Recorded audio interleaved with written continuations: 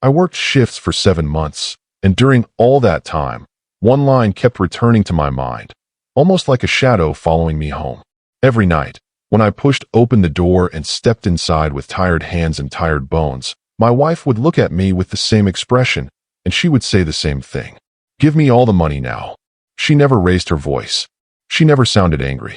But the words were sharp, cold, direct, and every time I heard them, something inside me tightened a little more, like a knot being pulled again and again, but never loosened. I want to tell you this story slowly, because it did not happen in a sudden explosion. It wasn't a fight or one big, painful moment. It was a long, quiet change. A change I did not understand until the ending was already written. Sometimes the quiet things hurt the most. Sometimes the things we ignore become the things that break us. Back then, I thought I was doing everything a man was supposed to do. I woke up before the sun. I worked through the day. I came home long after everyone else. 7 months of late shifts. 7 months of drinking cheap coffee to stay awake. 7 months of telling myself, just a little more. Just hold on. Just make it through this month. I kept going because I believed it was for us. For our home. For our life together. For the promises we made. But life has a strange way of teaching lessons. Sometimes it waits until you're comfortable. Other times it waits until you're already tired. And then it shows you the truth.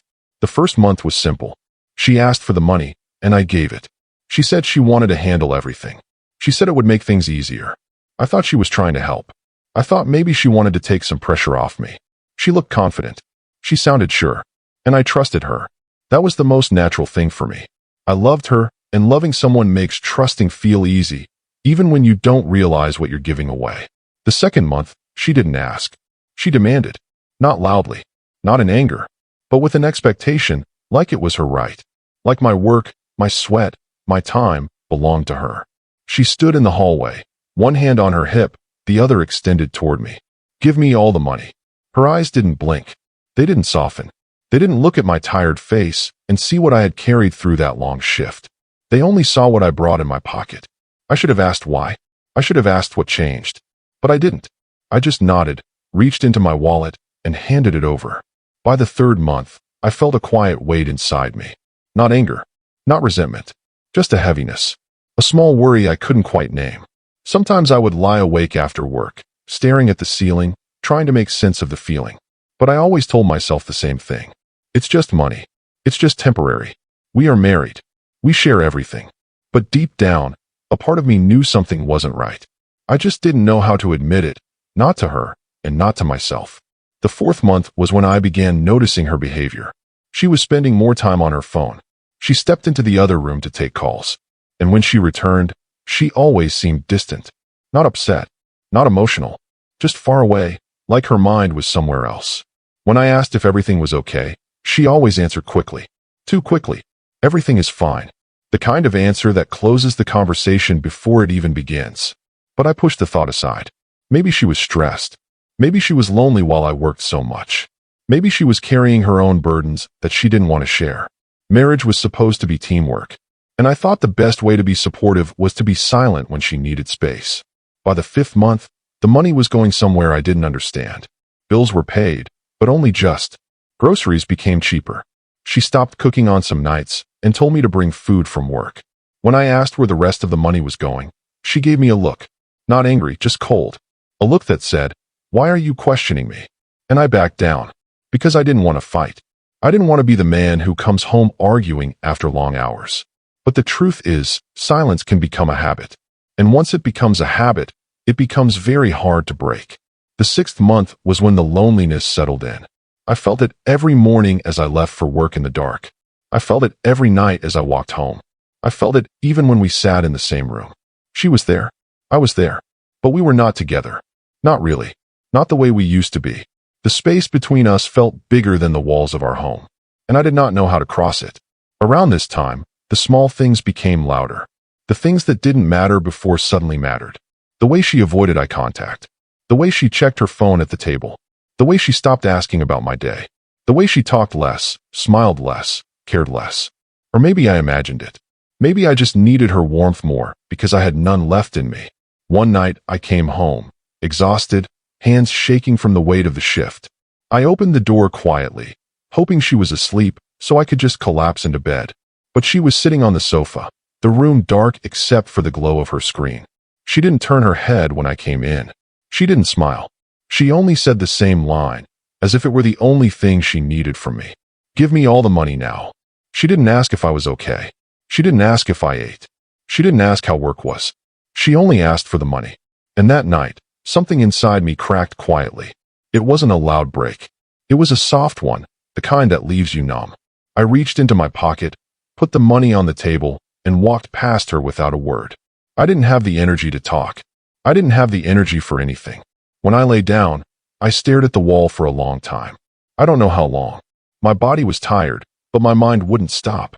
I kept replaying her voice. I kept replaying those words. And I wondered when they had become the most important thing she said to me.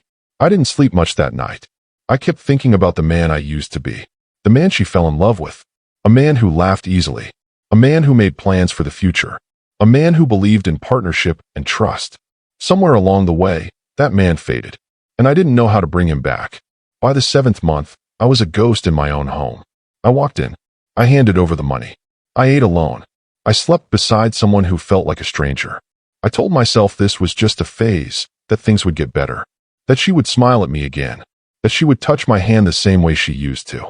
That she would ask about my day and listen with genuine care. But deep inside, I knew something had changed. Something important. Something that couldn't be fixed with silence or patience or hope. And then one day, the moment came. The moment that pulls this whole story together. The moment that explains everything that follows. I came home early from work. It wasn't planned. It wasn't because I felt suspicious. It wasn't because I wanted to catch her doing something. It was simply because the shift ended early.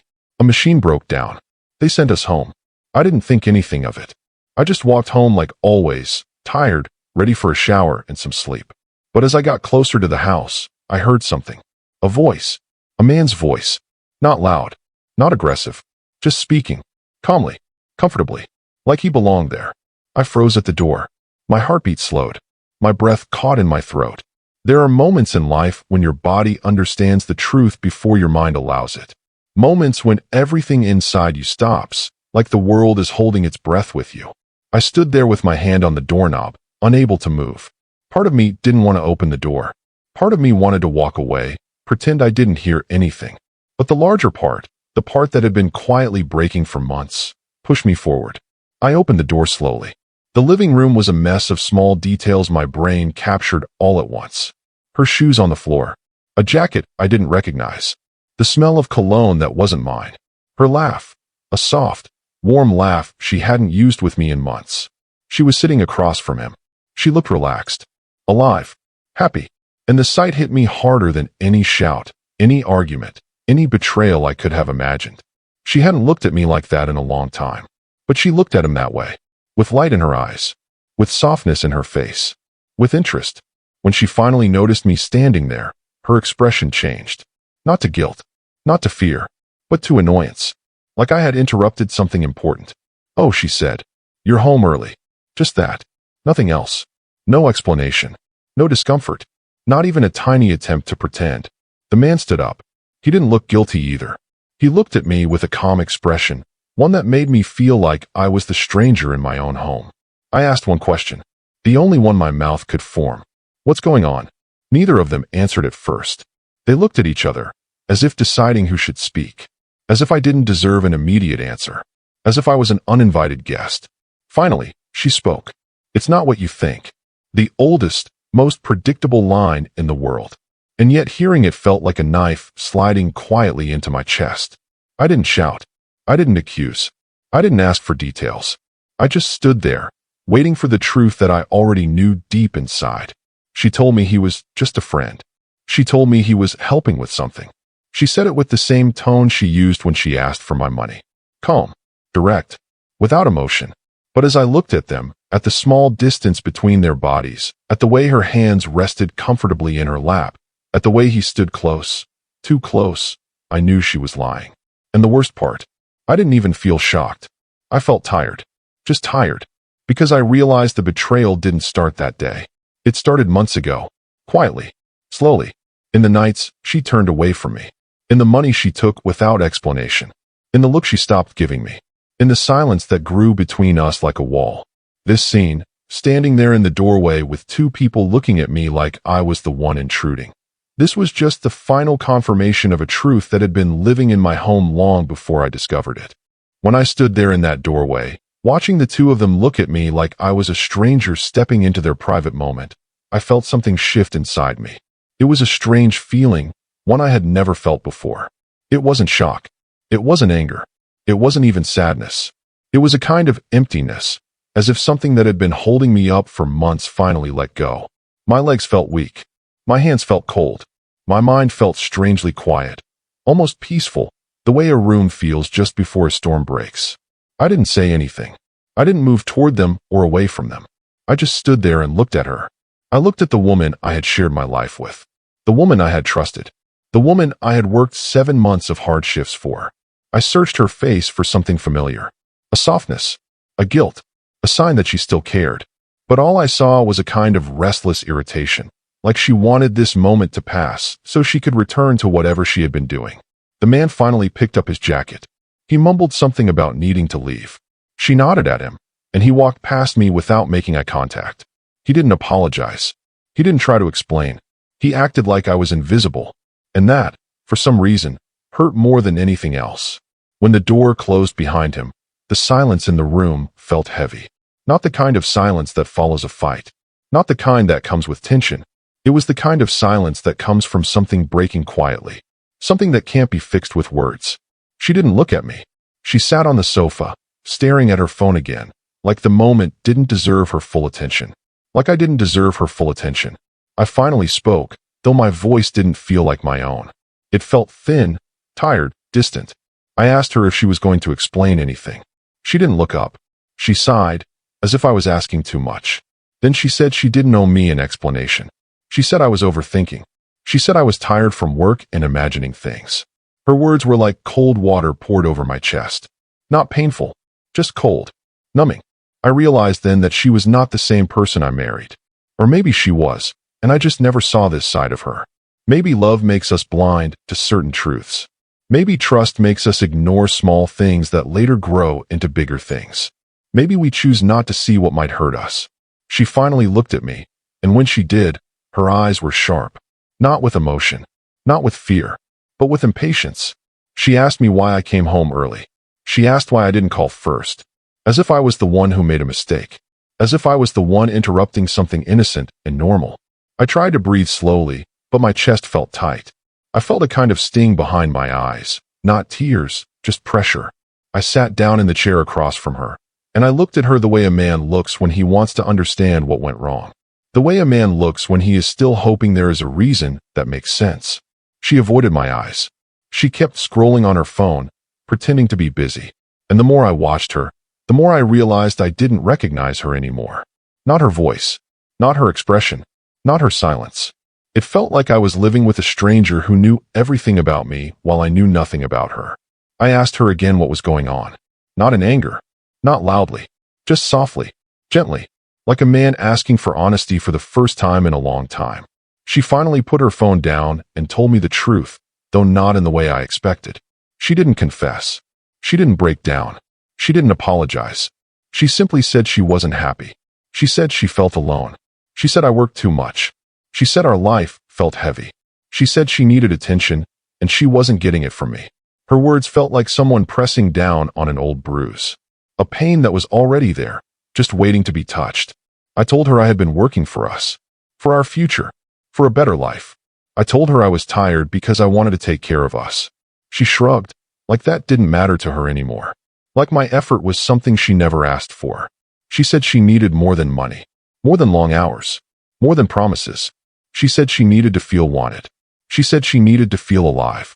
Those words stayed with me long after she stopped talking. They hung in the air, sharp and unforgiving. She needed to feel alive. And I wondered when I stopped making her feel that way. When did I become just a source of income? When did I become someone she barely saw? When did my love stop being enough? But even as I thought these things, another part of me whispered a truth I didn't want to accept. I had been giving everything I had. My time, my energy, my strength, my focus. I gave it all to keep us afloat. And somewhere along the way, she took it all and left nothing for us. She spent my effort, my trust, my loyalty, like it was money in her hands. And she never looked back. After that night, things didn't fall apart loudly. They fell apart quietly, piece by piece, in the days that followed. She didn't apologize the next morning. She didn't bring it up at all. She acted like nothing happened, like that moment never existed. She moved through the house with an ease that confused me. She talked casually about groceries. She asked me to pick up certain items on the way home. She reminded me of errands. She told me to leave the money on the table when I got paid. It was as if her mind had separated the two worlds she lived in. One world with him, one world with me. And she expected me to keep playing my part without question. But something inside me had changed. I felt it every time I looked at her. I felt it every time she spoke to me like I was an accessory in her life. I felt it every time she reached for money without acknowledging the work behind it. I started noticing things I had ignored before. Small things. Receipts hidden in drawers. New clothes she never wore around me. Nights she stayed out longer than she explained. Phone calls she silenced quickly when I entered the room. Smiles she had for others, but never for me. I tried to talk to her again. I tried to tell her I felt distant. I tried to tell her I was worried. She brushed me off. She told me I was being emotional because of work stress. She told me to sleep more. She told me to stop overthinking. Her calm dismissal made me feel like I was losing my mind, like I was imagining the distance. But deep inside, I knew better. Sometimes the quietest instincts are the truest ones. One night, when she fell asleep early, I sat on the edge of the bed and stared at my hands. They were rough, tired, covered in small cuts from work. Hands that had built things. Hands that had carried weight. Hands that had done everything they could to support our life. And yet those hands were never held gently anymore. They were never touched with gratitude. They were never appreciated. I whispered out loud, to no one, that I felt invisible. It was the first time I admitted it. The first time I said the truth to myself. I felt like a ghost moving through the house. Present, but unnoticed. The next few days passed slowly. She became more distant, more detached. She left the house early and returned late. When I asked where she went, she answered with vague explanations. Errands. Helping a friend. Visiting someone. The kind of answers that give you no clarity. But I said nothing. I was tired of asking questions that led nowhere. I was tired of hearing excuses. I was tired of being the only one trying. One evening, I came home from another exhausting shift. My feet ached. My head throbbed. My eyes burned. I opened the door and found the house quiet. Too quiet. No lights on. No sound of movement. No sign of her. On the table was a note. A short one. Written quickly. Carelessly. It said she was staying at a friend's place and would be back in a few days. No explanation. No details. No warmth. Just an absence. I sat down in the dark living room. The note still in my hand, and I felt something inside me collapse. It wasn't dramatic. It wasn't loud. It was a quiet collapse, like a tired man finally giving in to a weight he carried far too long. I leaned back on the sofa and closed my eyes. For the first time in months, I let myself feel everything I had been holding back. The exhaustion, the loneliness, the fear, the disappointment, the heartbreak. It all came at once, washing over me in slow waves. I realized then that I had been trying to save something alone. I had been fighting for a marriage she had already walked away from. I had been holding together a home she had already emotionally left. I fell asleep there, on the sofa, still holding the note, with tears I didn't even notice sliding down my face. When I woke in the early morning hours, the house still felt empty. The kind of emptiness that sinks into the walls. I walked to the kitchen and made myself a simple breakfast, though I wasn't hungry. I sat at the table and looked around. Everything felt strange. This was my home, but it didn't feel like mine. That day, while she was gone, I finally let myself think clearly. Without her presence, without her words, without her distance, I thought about everything from the beginning. The money, the silence, the coldness, the man in the living room, the laughter I hadn't heard in months, the demands, the looks, the lack of care, and slowly, painfully, I began to accept a truth I had been avoiding. She wasn't just unhappy. She wasn't just distant. She wasn't confused. She was gone. Emotionally gone. Mentally gone. Maybe she had been gone long before the 7th month. Maybe the money was never about groceries or bills. Maybe it was funding a life I wasn't part of. Maybe she didn't want a husband anymore. Maybe she only wanted the safety a husband provided. A place to stay. A steady income. A predictable routine.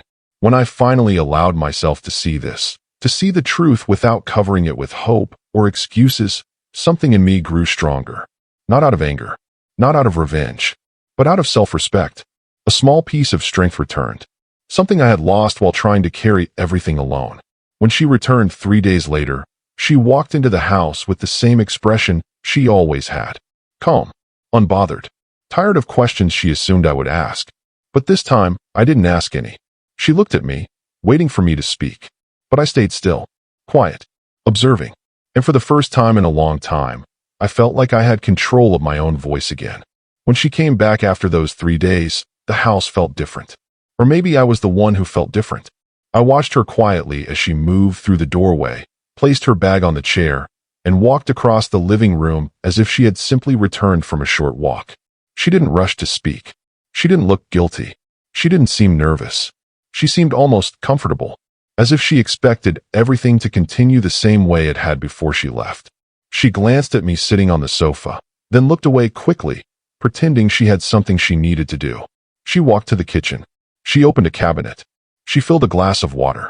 These simple actions told me more about her feelings than words could. She wasn't worried about being caught. She wasn't trying to win me back. She wasn't thinking about the marriage at all. For a long moment, neither of us said anything. The silence felt thick, but it wasn't the uncomfortable kind. It was simply honest. It carried the truth between us. She knew I knew, and I knew she didn't care that I knew.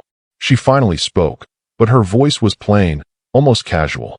She asked if I had eaten. I said yes.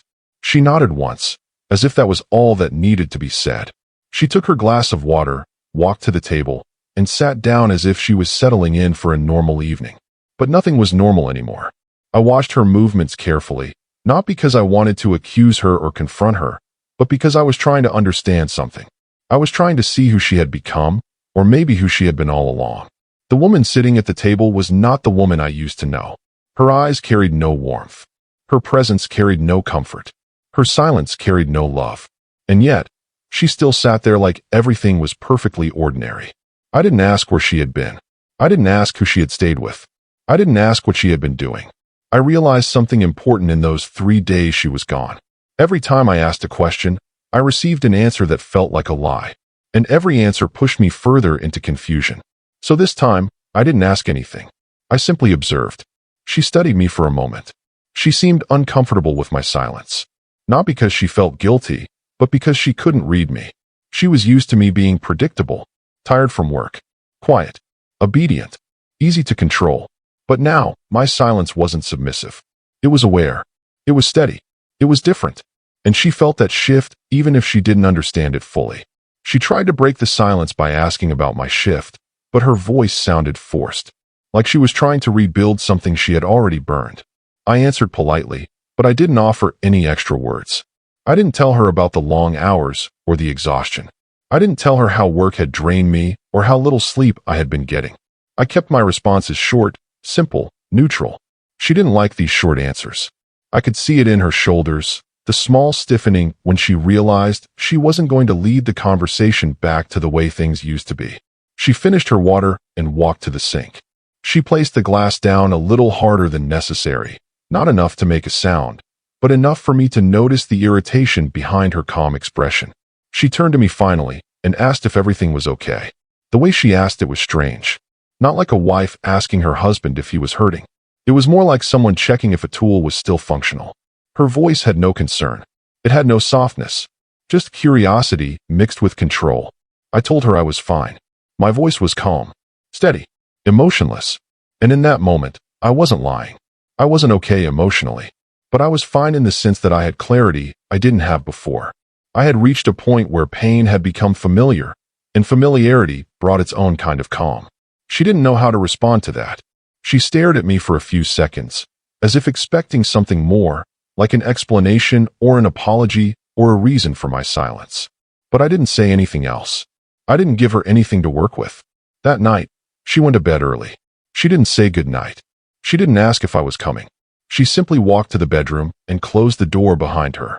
I remained on the sofa, sitting in the dim light of the living room, listening to the quiet. The quiet didn't hurt me anymore. It felt like a companion, a truth teller, I thought about the years we had been together. I thought about the moments we had shared. I remembered her laugh from years ago, the laugh she used before life became complicated between us. I remembered the way she used to hold my hand when we walked down the street. I remembered the small plans we made for the future. And I wondered where things began to shift. Was it me working too much? Was it her wanting more? Was it both of us drifting apart slowly without noticing? But then another thought came to me, one that felt heavy but honest. Maybe she never wanted the life we built. Maybe she wanted excitement, attention, and constant warmth. Maybe she wanted a story that made her feel important. And maybe I, with my long hours and tired evenings, stopped fitting into that story. Still, even if I wasn't enough for her anymore, I deserved honesty. I deserved communication. I deserved partnership. But she chose secrecy, distance, and eventually, someone else. I sat there and accepted this truth slowly, letting it settle in my chest. The next day, things continued in the same quiet way. She woke up earlier than usual and left without telling me where she was going. She grabbed her bag, checked her phone twice, and walked out the door. I heard her keys jingle. I heard the door latch close, and then the house fell silent again. I stood in the middle of the living room for a moment, feeling the weight of that silence. I walked to the mirror in the hallway and looked at myself. My face looked older than it used to. My eyes were tired. My shoulders were sagging. I looked like a man who had been carrying something heavy for too long. And I asked myself a question I had been avoiding. How much longer could I live like this? I didn't answer it that morning. I simply changed my clothes and prepared for work. I worked my shift quietly, barely speaking to anyone. My coworkers noticed something was different, but they didn't ask. People rarely ask about pain they can sense, but don't want to step into. When I returned home that night, she was there. She sat on the sofa this time, legs crossed, phone in hand. She didn't greet me. She didn't look up. She simply waited for me to do what she always expected. She waited for me to hand her the money from that week. But I didn't reach into my pocket. I didn't walk toward her. I placed my bag down and sat in the same chair I had sat in the night I discovered everything. And I stayed quiet. The kind of quiet that speaks louder than arguments. She finally looked at me, confused. She asked why I wasn't handing over the money. Her voice was sharp, controlled, expecting compliance. She said she needed it for bills, for groceries, for things around the house. All the usual excuses. But I knew something she didn't know. I had already checked the bank accounts. I had checked the bills. I had checked the payments. And I knew her story didn't match the truth. I knew she was spending money somewhere else. On someone else. On things that had nothing to do with our life together. I told her calmly that I needed to manage the bills myself for a while. I said it without anger, without accusation. But it was enough to make her face change. Her eyes narrowed. Her posture stiffened. She asked why. Not gently, not softly, but sharply, almost defensively. I told her simply that I wanted to understand where our money was going. I said it was my responsibility too. I said I wanted to help manage our home. My tone was steady, but inside my chest, my heart was beating fast. Not from fear, but from change. From reclaiming a part of myself that I had given away too easily. Her reaction told me everything. She wasn't just surprised. She was upset. Not upset because I wanted to help with responsibilities. Upset because I was taking back control of something she had grown comfortable controlling alone. She raised her voice slightly, the first time she had done that in months. She accused me of not trusting her. She accused me of trying to control her. She accused me of acting different. Acting strange. Acting distant. I listened to all of it quietly. I didn't interrupt. I didn't defend myself. I let her talk. And when she ran out of things to say, I simply told her the truth. I told her that trust works both ways. I told her that partnership requires openness. I told her that I was tired of not understanding the life I was working so hard to support. I told her I needed transparency. She didn't like that word. Transparency. It made her uncomfortable. It made her shift in her seat. It made her avoid my eyes again. She stood up quickly and said she didn't want to argue. She walked to the bedroom and closed the door. I heard the soft click of the lock, something she had never done before. And I sat there, in the living room, letting the sound settle into my thoughts. That night, I slept on the sofa again. Not because she locked the door, but because I didn't want to sleep beside someone who wasn't truly beside me. The days that followed were filled with tension, but not the loud kind. It was the quiet tension of two people sharing a space, but not sharing a life. She moved through the house carefully, avoiding conversation. I moved through the house calmly, without the desperation I used to carry. She still expected things to go back to normal. I could see it in small ways. The way she repeated certain routines. The way she checked if I would offer the money on my own. The way she lingered near me sometimes as if waiting for me to soften. But I didn't soften. I didn't break. I didn't return to the version of myself that made her feel everything was under her control. One evening, I returned home from work and found her sitting at the table, waiting for me. Her hands were clasped together. Her face was serious. She asked me if we could talk. This was the first time in a long time she initiated a real conversation. I sat down across from her. I braced myself for anger, for denial, for accusations. But instead, she surprised me. She asked if I still loved her. The question hit me harder than anything she had said before. It hit me because it was the first honest question she had asked in months. It hit me because it forced me to face something I hadn't said out loud. I didn't answer right away. I looked at her carefully, at her tired eyes, at her tense shoulders, at the worry she tried to hide behind a calm expression. She was still beautiful in her own way, but she felt far from me, like someone I used to know but couldn't reach anymore. When I finally spoke, my voice was soft. I told her that I had loved her deeply. I told her that I had given everything I had to our life. I told her that I had fought for us quietly, even when she didn't see it. But I also told her that love cannot survive alone. I told her that love needs honesty, effort, and care from both sides. And for months, I felt like I was loving alone. She didn't cry. She didn't break down. But she looked away. And that small gesture told me there was a part of her that understood. A part that felt the truth behind my words. She asked me then if I wanted to fix things. If I wanted to try again. If I wanted to rebuild what had been broken. The moment hung in the air between us. Heavy, tender, fragile. I remember the morning when everything felt heavier than usual. I had just come home from another long shift, and my clothes still carried the smell of sweat and metal from the factory. I moved quietly through the house because I thought my wife was still asleep. I tried not to make noise, but the floorboards creaked under my boots, and that always woke her.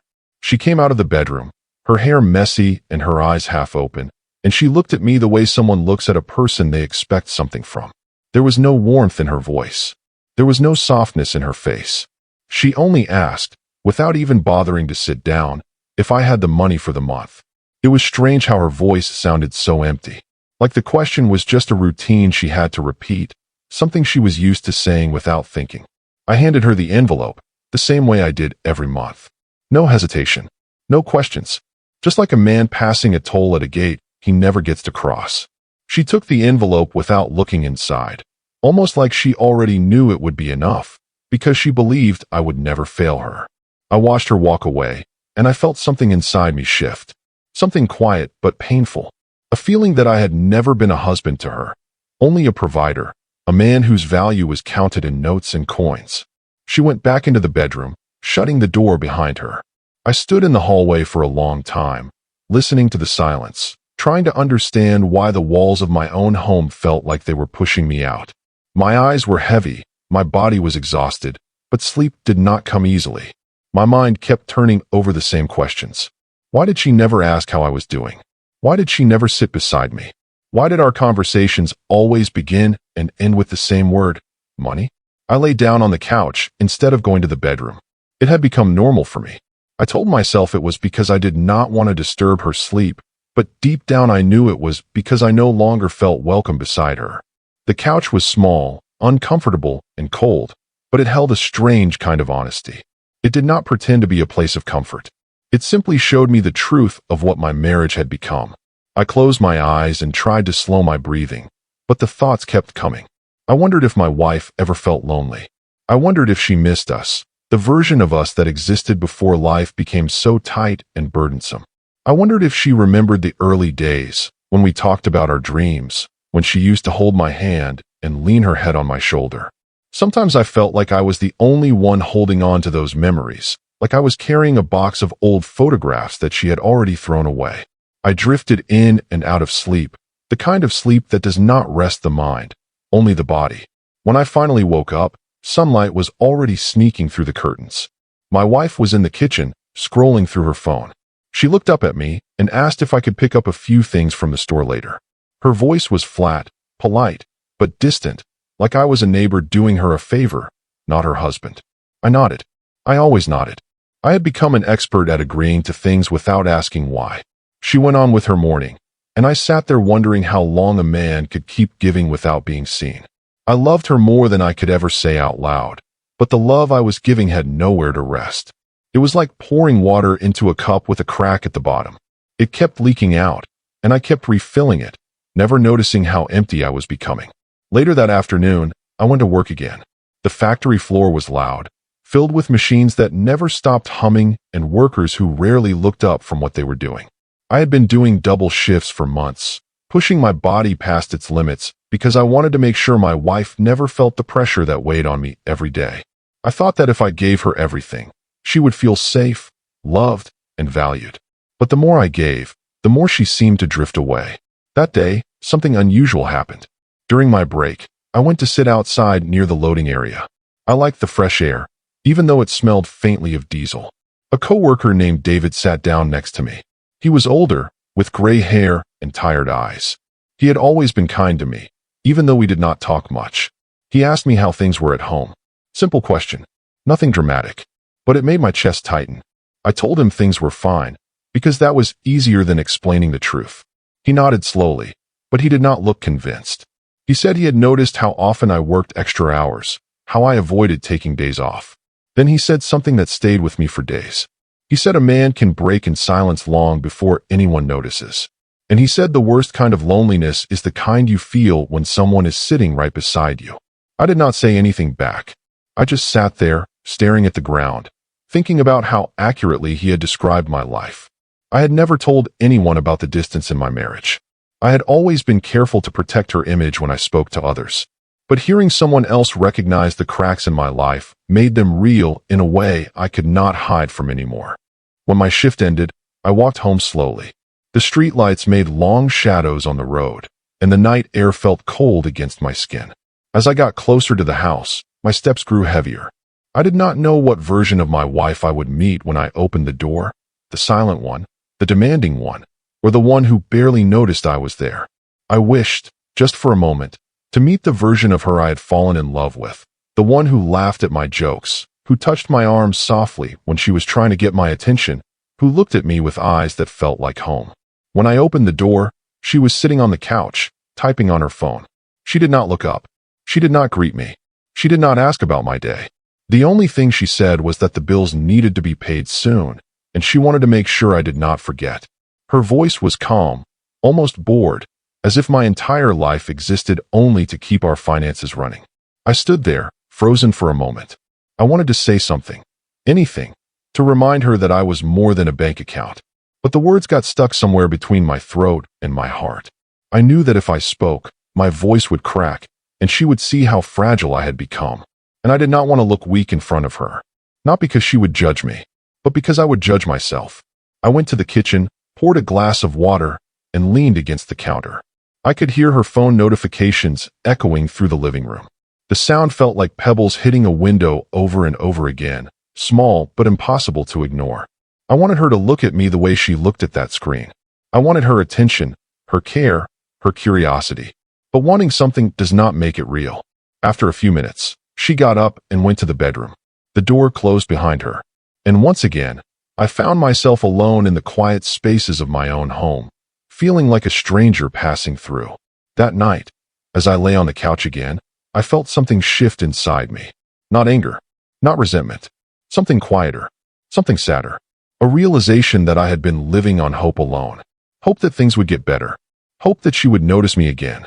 Hope that my sacrifices would one day mean something more than just another envelope handed over at the end of the month. But hope without connection becomes exhausting. It becomes a weight a man carries until his shoulders begin to bend. And mine were bending. I closed my eyes, and for the first time in months, I allowed myself to whisper a question that I had been avoiding. How much longer can I keep living like this? The morning after that heavy night felt different for reasons I could not fully explain. Maybe it was because I had finally let myself ask that question, the one I had been burying under work, exhaustion, and routine. Maybe it was because my body had grown too tired to keep pretending that everything was fine. Or maybe it was because the silence in the house had begun to feel less like a moment of peace and more like an echo of something missing. I sat on the couch long after sunlight filled the room, holding my head in my hands, wondering how a home could be so quiet and still feel so loud inside my chest. My wife walked out of the bedroom eventually. She looked rested and calm, as if the world around her was in perfect order. She glanced at me only for a second before pouring herself some coffee. She did not ask why I was awake so early. She did not ask if I had slept well. She did not even pause long enough to notice the way my shoulders were slumped. She drank her coffee slowly and scrolled on her phone, and I watched her with a mix of longing and confusion. I could not understand how someone could be so close to me physically and yet so far from me emotionally. She finished her coffee and handed me a small list of things she needed from the store. No explanation, no conversation, just a list. I nodded like always, but something felt different inside me as I looked at the neat handwriting on the paper. It felt like a symbol of our entire relationship, one person writing instructions, the other following them. I folded the paper and placed it in my pocket, wondering how my life had become so mechanical. When I went outside, the air felt cooler than usual. I took a deep breath, hoping it would calm me, but the heaviness did not leave my chest. The streets were still quiet, the kind of quiet that comes early in the morning before people start rushing through their days. I walked slowly, my thoughts moving even slower, trying to make sense of the life I had built. I thought about the man I used to be, hopeful, simple, full of dreams. And I wondered when exactly I had changed into someone who measured his worth in overtime shifts and tired sighs. At the store, I moved through the aisles without really seeing anything. My hands picked up the items on the list, but my mind was far away. I kept thinking about all the moments over the past years where I had chosen silence over honesty. All the times I had swallowed my feelings because I did not want to start an argument. All the days I had worked until my legs felt numb because I wanted to give my wife the life she said she deserved. I realized that somewhere along the way, I had lost my voice in my own marriage. I had become a shadow of myself, someone who existed only to serve a purpose. At the checkout counter, the cashier greeted me warmly. She was a middle-aged woman with kind eyes. She asked how my morning was going, and for a moment I did not know how to answer. I had forgotten what it felt like for someone to ask me a simple, genuine question. I forced a small smile and told her it was fine. She nodded, unaware of the storm that was swirling silently inside me. As I walked back home with the bags in my hands, I felt a strange mix of fear and determination building in my chest. Fear because I knew deep down that something had to change, and change often comes with pain. Determination because I could no longer pretend that everything was normal when it wasn't. I realized that if I did not speak up, if I did not express what I felt, then this quiet suffering would become my entire life. And I was beginning to understand that no amount of love could survive in a place where only one person was doing all the giving. When I reached the house, my wife was sitting on the couch again. She glanced at the bags and told me to put the groceries away. I did not respond immediately. I just stood there, holding the weight of the bags, but feeling a much heavier weight pressing on my heart. She finally looked at me, irritation in her eyes, and asked if I had heard her. I put the bags down carefully, but instead of walking to the kitchen, I sat on the edge of the couch. My hands were shaking slightly, but I kept them still on my knees. I looked at her, really looked at her, and I realized how long it had been since I last spoke to her from a place of honesty. For a few seconds, neither of us said anything. The silence stretched between us like a long, thin wire ready to snap. I took a deep breath and began speaking. My voice was soft, almost too quiet, but I did not let myself stop. I told her I was tired. Not the kind of tired that sleep could fix, but the kind that lived deep in the bones.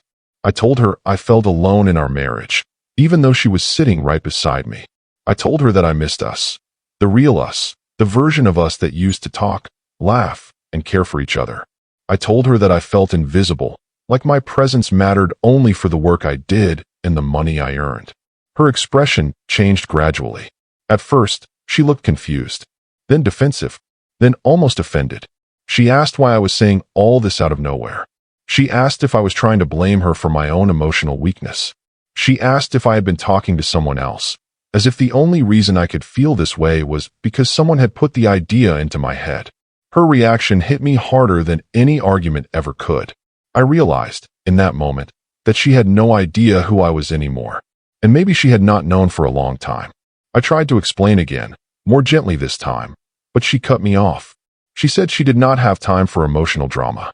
She said everyone was tired. She said life was hard for both of us, not just for me. She said the least I could do was be strong.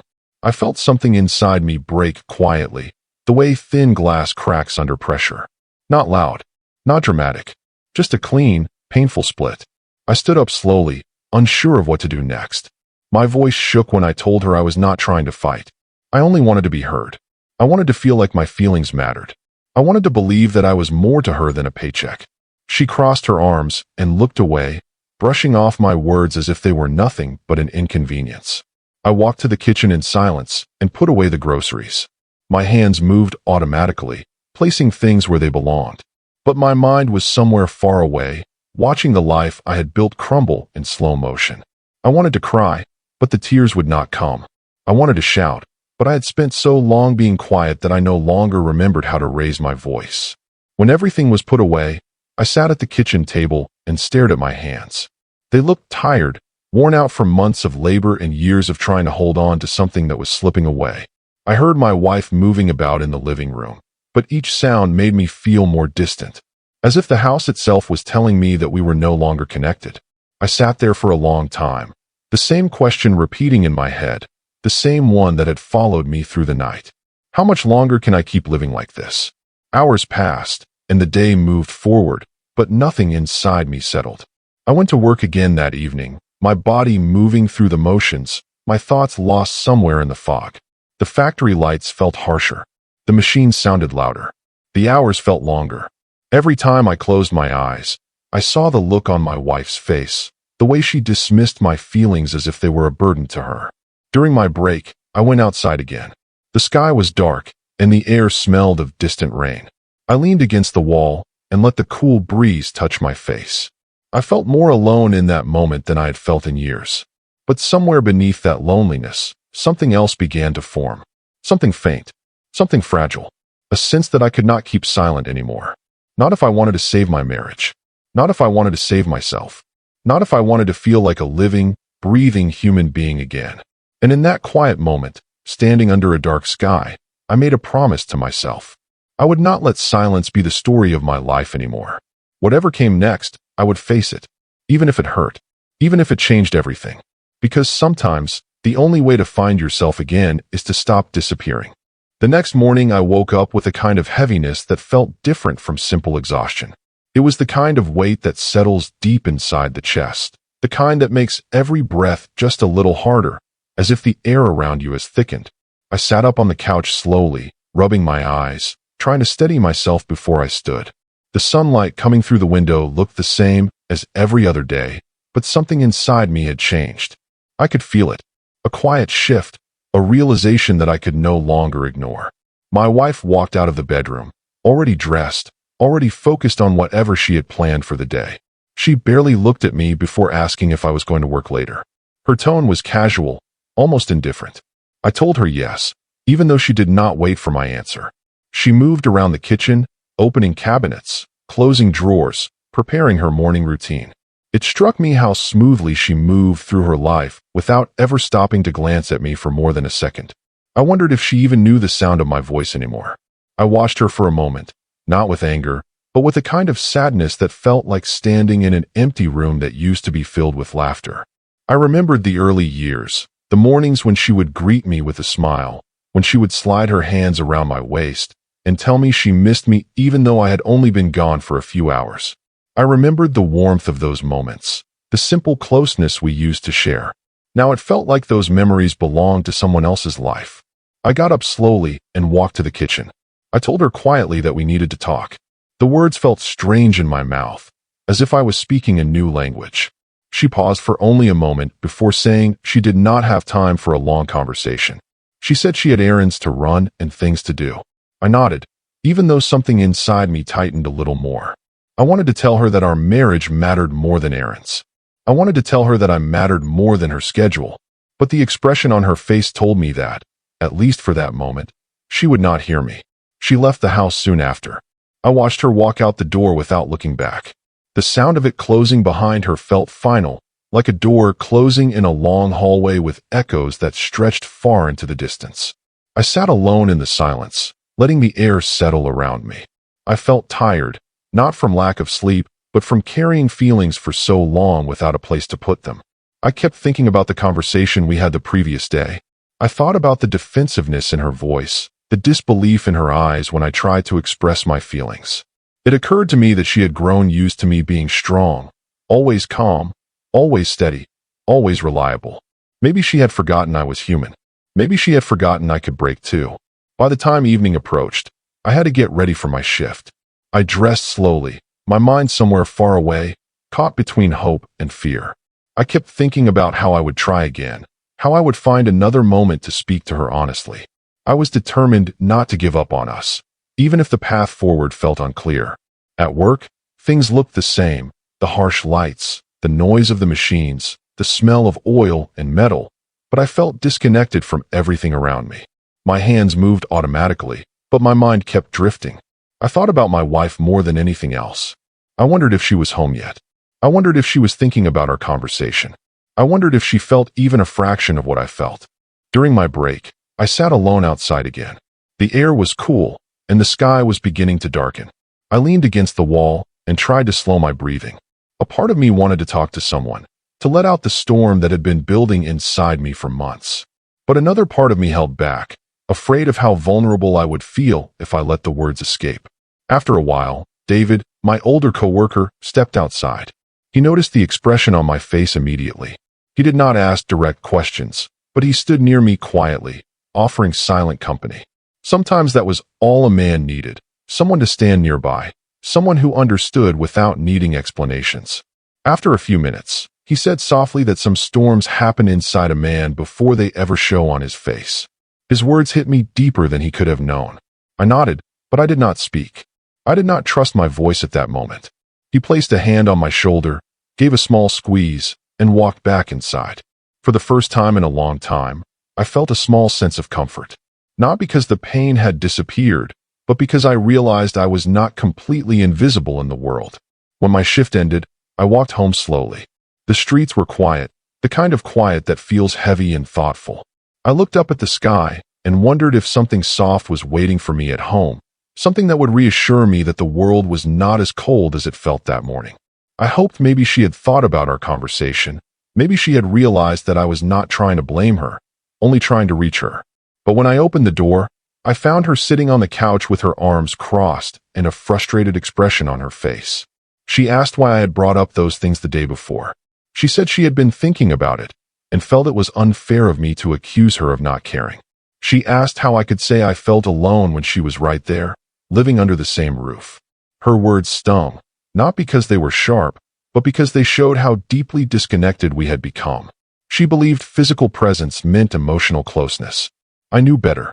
You can sit inches away from someone and still feel miles apart. I tried to explain that I was not accusing her. I was only expressing what I felt, hoping we could find each other again. But she did not let me finish. She said she worked hard too. She said life was stressful for both of us. She said if I was unhappy, it was not her fault. I felt myself sinking into a deeper kind of silence. A silence filled with things I wanted to say, but could not force out. I wanted to tell her that I loved her more than she realized. I wanted to tell her that I had spent 7 months working extra shifts because I wanted to give her a sense of security. I wanted to tell her that I was breaking inside. But the look in her eyes told me she was not ready to hear any of that. I sat down across from her, trying to keep my voice steady. I told her again, softly, that I was tired, that I needed support too, that I needed to feel like a partner, not a machine. She sighed and looked away, saying she did not know why I was acting so emotional this week. She asked if something had happened at work. She asked if someone had said something to me, as if my feelings needed an external cause to be valid. I shook my head slowly. I told her this had been building inside me for a long time. She did not respond. She just stared at the floor, tapping her fingers against her arm, waiting for the conversation to end. At some point, she stood up and said she was going to bed. She did not ask me to come with her. She did not ask if I wanted to talk more. She simply walked away, leaving me sitting there with words still stuck in my throat. I stayed on the couch for a long time after she went to bed. The house felt colder than usual. The quiet seemed louder. I thought about all the times I had tried to be strong, all the times I had carried the weight alone, believing that my silence was a form of love. But now that silence had turned into a wall between us, a wall neither of us knew how to climb. I closed my eyes and leaned back, letting the exhaustion pull at me. I knew that if things continued this way, something inside me would eventually collapse. A man can endure a lot: pain, stress, long hours, responsibility, but emotional emptiness wears him down in ways that are harder to see. Before I drifted into restless sleep, I whispered something into the quiet room. Not a prayer, not a plea, just a simple truth that had finally found its voice. I cannot keep living like this. Not because I stopped loving her, but because I was disappearing inside my own life. The next day, I woke up before her. The house was quiet, the kind of quiet that carries both relief and dread. I sat on the edge of the couch, staring at the floor, feeling the weight of yesterday pressing down on me. My hands were tired, my body was tired, but it was the heart and the mind that carried the heaviest burden. I realized, as I watched the sunlight creep into the room, that I could not keep pretending anymore. I could not keep swallowing the feelings, the loneliness, the sense of being invisible. Something had to give. Something had to change. When my wife finally came out of the bedroom, she moved as usual, focused on her morning routine. She didn't greet me. She didn't ask how I was. I realized, again, how much our lives had become parallel tracks running side by side, but never intersecting. I wanted to reach out, to bridge that distance, but every step forward felt uncertain. I could feel the fragility in the air, in her eyes, in my own chest. And yet, I knew that silence was not an option anymore. Silence had become the cage we were both trapped in. She poured herself coffee and glanced at me briefly, asking if I had eaten. I nodded, unable to speak fully. The words I wanted to say were stuck in my throat. I wanted to tell her how much I had carried inside for months, how much my heart ached, how lonely I felt even when she was near. I wanted her to understand that my love for her had never been conditional, but that love alone was not enough to keep a marriage alive. But instead, I simply sat there, quietly, feeling the heaviness pressing down. Later that day, I took a walk outside to clear my head. The streets were calm, the air smelled faintly of damp earth, and the sun shone gently through scattered clouds. I felt the strange mix of sadness and determination growing inside me. I knew I could not stay silent any longer. I had to speak, even if the conversation ended badly, even if she didn't understand at first. It was not just about my feelings. It was about the possibility of us surviving this emptiness before it consumed us entirely. When I returned home, the house was as still as ever. I could hear her moving in the kitchen, the sound of dishes clinking softly, but she did not call out to me. I watched her from the doorway, noticing the small lines on her face that had deepened over the years, the way her shoulders carried the weight of routines, responsibilities, and perhaps her own unspoken loneliness. I realized in that moment that maybe she, too, was trapped in silence. Maybe the walls that separated us were built on fear and habit as much as resentment. But realization alone was not enough. Action was needed. I gathered my courage and approached her. My voice was soft but firm. I told her I wanted to talk, not about blame, not about money, but about us. About the life we had built and the connection that was slowly slipping through our fingers. She looked up at me, eyes wide, a little startled. For a brief moment, I thought she might brush me off again, dismiss my words as she had so many times before. But she didn't. She stayed seated, waiting, listening, though her expression was guarded.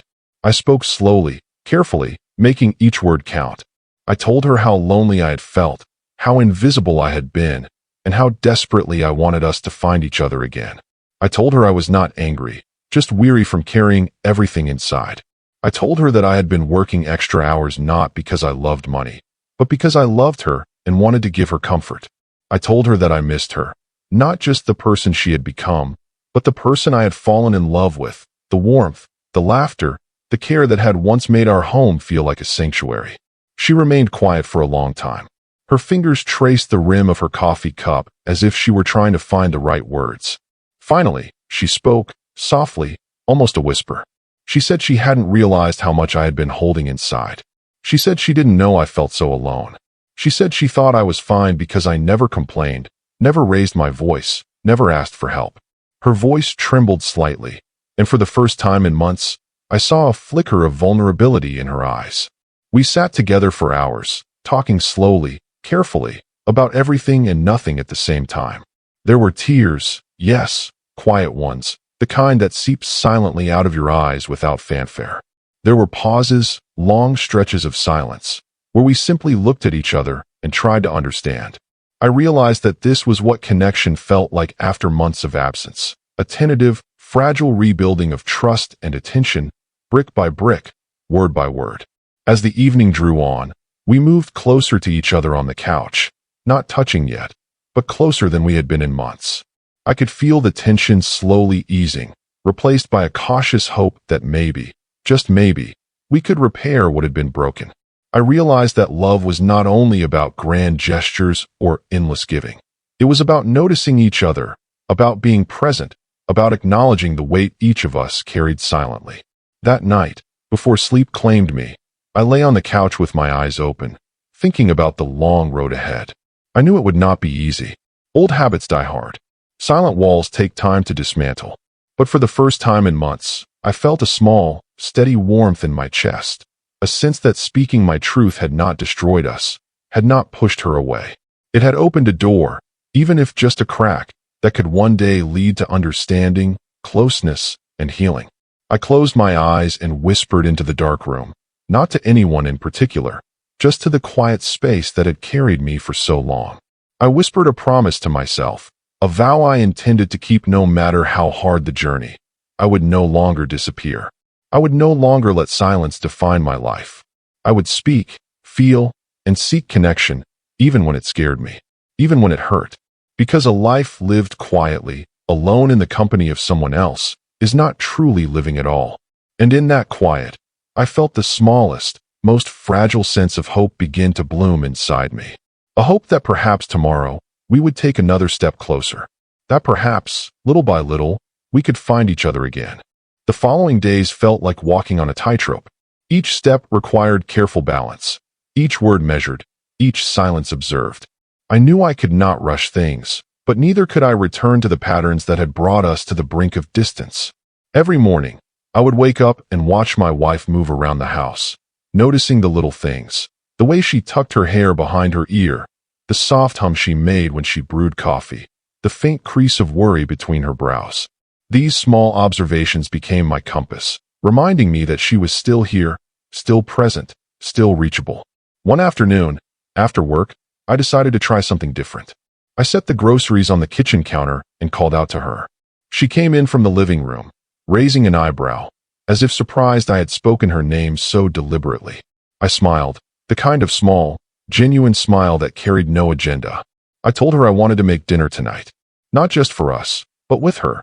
The way she looked at me, a mixture of curiosity and hesitation, reminded me that even the simplest gestures could feel significant when trust had been fractured.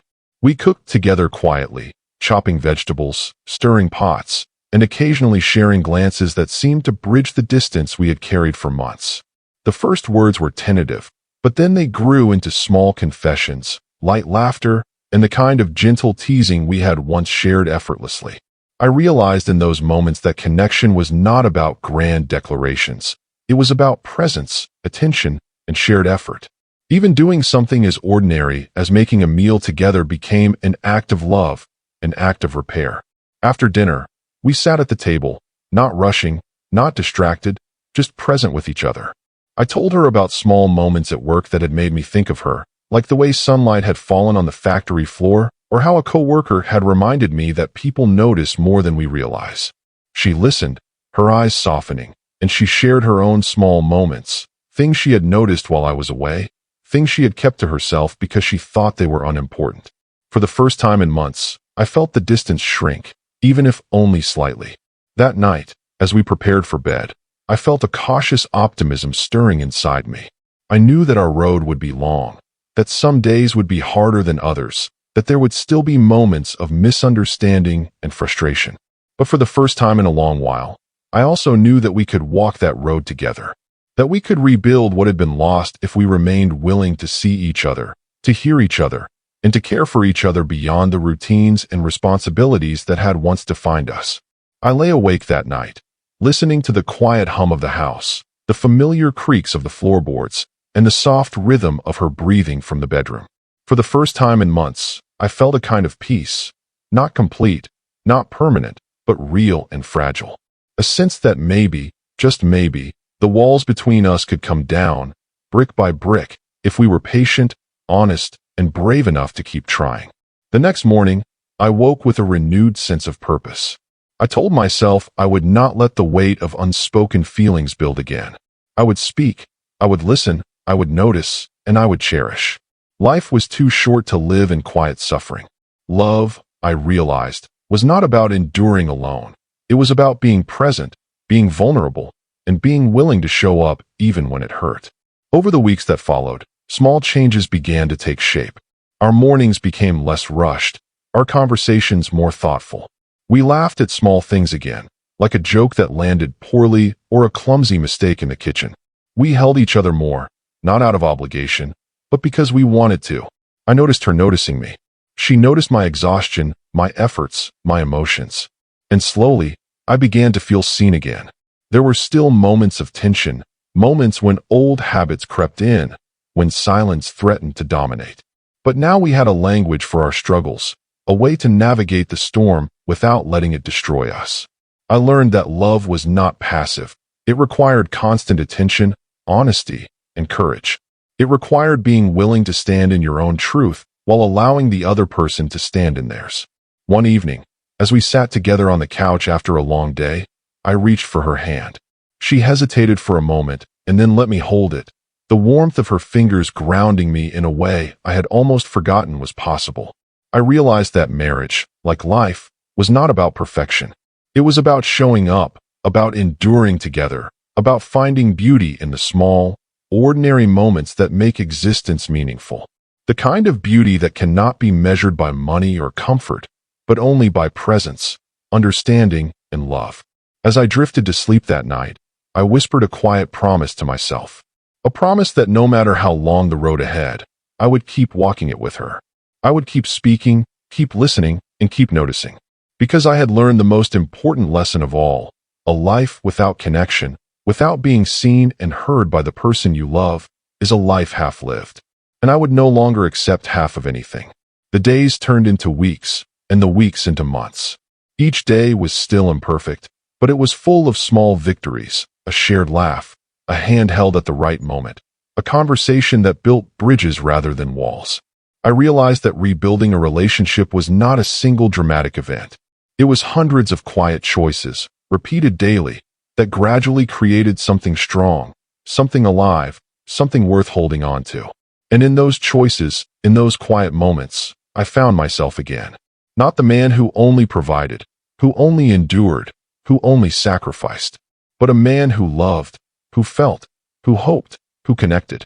A man who had finally learned that true strength lies not in silence, not in endurance, but in the courage to speak, to feel, and to be fully present in the life he had been given. As the months went by, I began to notice small shifts that felt almost miraculous in their quietness. She started asking how my day went, genuinely, not as a formality. She would glance at me when I spoke, waiting for the rest of the sentence, as if she wanted to understand, not just respond. And I, in turn, began to listen more carefully to her, noticing the subtle changes in her tone, the small expressions of emotion that had always been there but that I had missed in my own fatigue.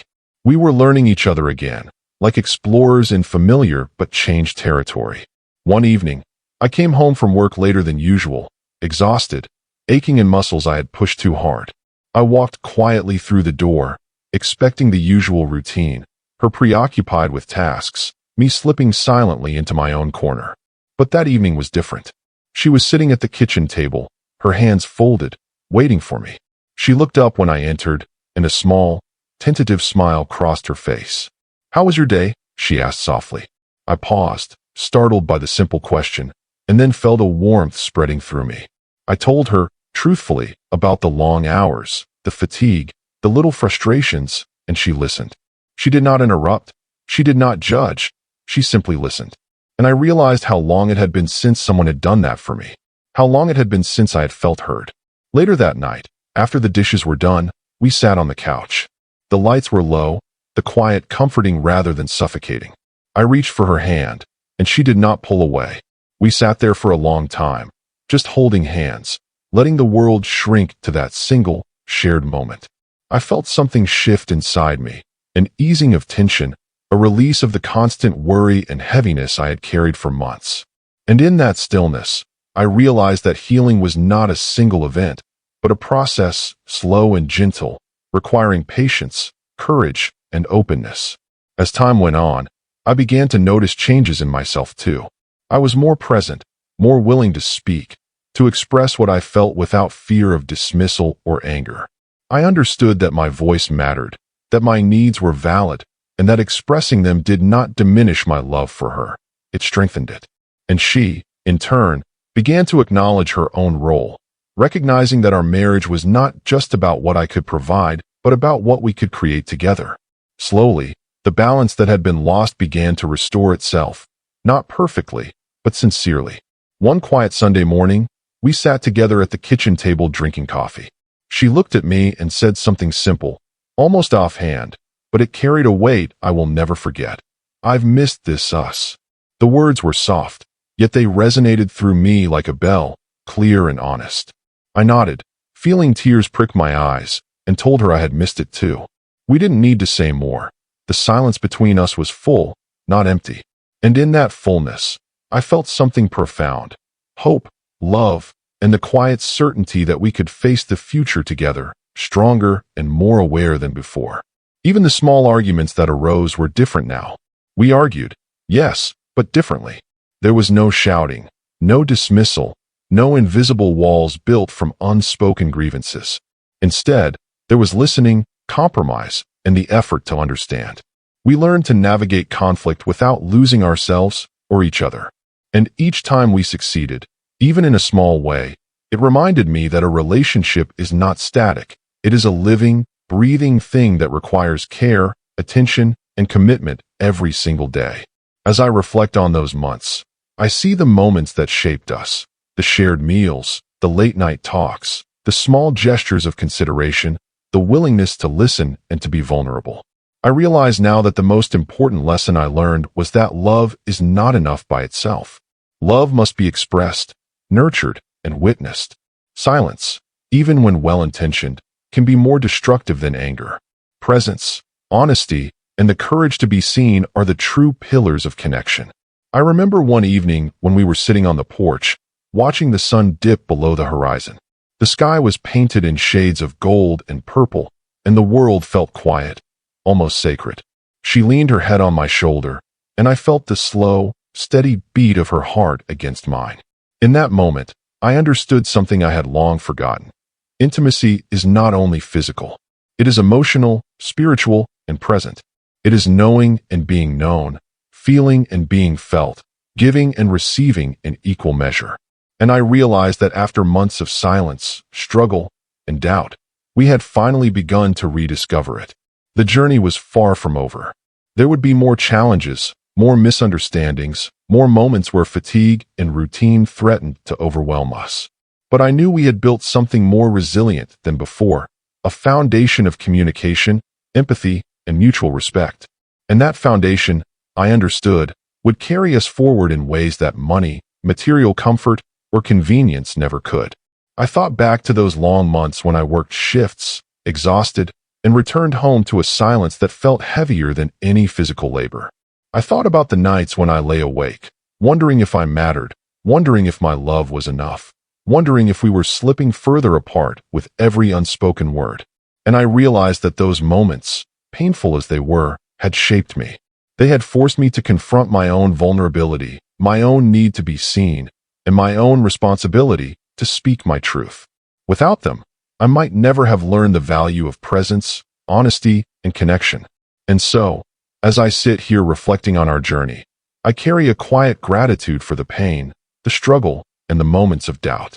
They brought me to this place, a place where love is not assumed but expressed, where connection is not taken for granted but actively cultivated, where silence is no longer a barrier but a reminder to speak, to listen, and to be fully present with the person I love most.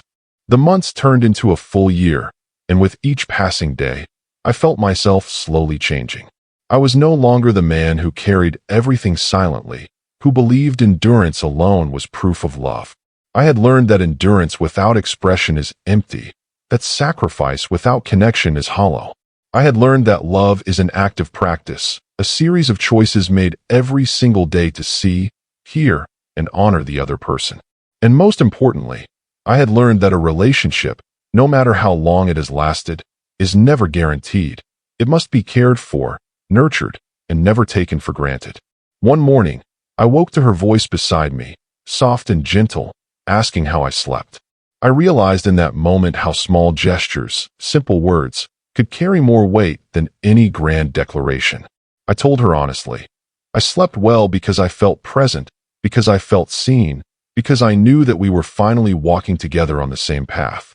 She smiled, and for the first time in a long time, that smile felt like sunlight spilling into a room that had been dark for far too long. We began to share more than just space. We shared thoughts, fears, dreams. We started planning little things together, like weekend walks, shared breakfasts, or simple conversations about what mattered to each of us. And with each shared moment, the walls we had built slowly crumbled. Not completely, not all at once, but in pieces, in a way that felt natural and true. I realized that love is patient, yes, but it is also fragile. It must be tended to, protected, and allowed to breathe. It cannot survive in silence or neglect. It thrives in attention, care, and willingness to confront discomfort with honesty. I still remember a night when we sat on the porch, the sky dark and the stars faintly visible. I took her hand in mine, and we sat quietly, listening to the distant hum of the world. I whispered what had been on my mind for months, that I had been lonely, that I had needed her more than I had ever admitted, that I had feared disappearing in plain sight. She squeezed my hand, tears glimmering in her eyes, and whispered back that she had felt the same, that she had been afraid too, that she was ready to walk this road with me again. In that moment, I felt a peace I had never thought possible, a connection that transcended words and gestures and reached into the quiet corners of our hearts. From that day on, I made it my purpose to speak, to notice, to care actively, and to never assume that love alone could carry us through. I learned to express gratitude for her presence, to acknowledge her efforts, to ask for support when I needed it, and to accept her love in its imperfect, human form. And in return, I began to see her not just as my partner, but as a fellow traveler in this journey of life, someone who carried her own burdens, joys, and fears, someone who needed to be seen, heard, and understood just as much as I did. Looking back now, I understand that the most difficult months, the ones filled with long shifts, exhaustion, and silent distance, were not wasted. They were lessons in humility, patience, and the courage to face uncomfortable truths. They taught me that vulnerability is not weakness, that asking for connection is not selfish, and that love requires active participation, even when it is hard. I realized that relationships are not static. They are living, evolving, and sometimes fragile. And to sustain them, we must be willing to be brave enough to confront our own fears, to speak honestly, and to listen without judgment. The life lesson I carry now is simple, yet profound. Love is not merely about presence, it is about engagement. It is not about endurance alone, it is about connection. It is not measured by what you give silently, but by what you share openly. And most importantly, it is never too late to reach out, to speak your truth, and to try again. Even when the path is difficult, even when hearts have been bruised, even when silence has grown heavy, there is always a way forward if both are willing to walk it together. I think about those months often, and I feel grateful, not for the pain, not for the distance, but for the lessons that came from it. Because without them, I would not have learned to truly see my wife, to truly hear her, or to truly understand the power of speaking, listening, and loving with intention. And now, each day, I carry that understanding with me, letting it guide my actions, my words, and the way I show up in the life I share with her. Life is not perfect, and love is never effortless. But when we face the hard moments, speak our truth, and remain present, we find that the most ordinary days can hold extraordinary meaning. And in that truth, I have found hope, connection, and the quiet, enduring happiness that comes from being truly seen and truly loved.